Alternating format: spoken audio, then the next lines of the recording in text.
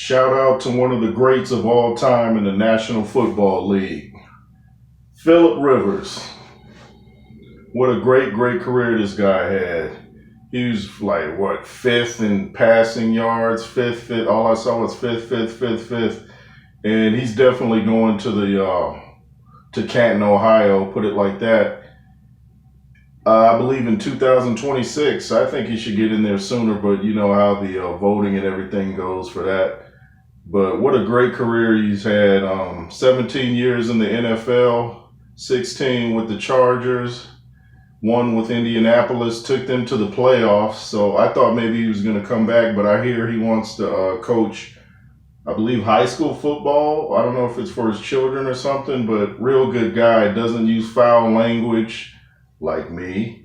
Doesn't cuss, you know. I mean, that's commendable in today's society. I saw LaDainian Tomlinson talking about Phillip Rivers on the NFL Network, and he was saying he was the toughest guy he ever played with. Made 240 consecutive starts. He talked about he actually had an ACL taken out and repaired, and he was playing within that same week. Who does that? I mean, that's a tough, fearless guy right there. You could see his highlight reels where he's on the field going at it with coaches, referees, and it's kind of funny because he was so emotional. And just a great quarterback. And I know I was saying in other videos, maybe it was time for the Chargers to make a change. I think maybe he just needed a change of scenery. Like I said, look what he did when he went to Indianapolis. Took them to the playoffs. He's just a great guy.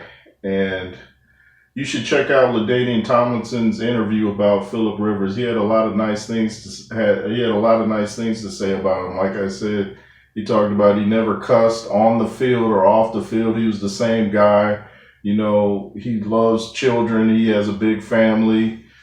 I remember when the Chargers moved up the highway to LA, he kept his house in San Diego and just commuted every day to practice because he liked San Diego so much. Did a lot of great work for the community, real humble, nice guy. True competitor in every sense of the word. And I think if Tony Dungy and him had been on the same team, they may have gone to the Super Bowl because they have a lot of the same characteristics. Neither guy uses foul language, and that shows character because it shows, for one, you're not a follower, and you don't, even if you're emotional, you don't let your emotions get to you by using foul language. I just never see the necessity to talk like that. To me, it's like a lack of vocabulary, or you're trying to show how tough I am. Hey, man, look, I just dropped the F-bomb. Look at me. I mean, it's so common now, it's lost its impact. I mean, you can go on any channel and hear foul language nowadays. But Phillip Rivers, great career, being Canton, Ohio,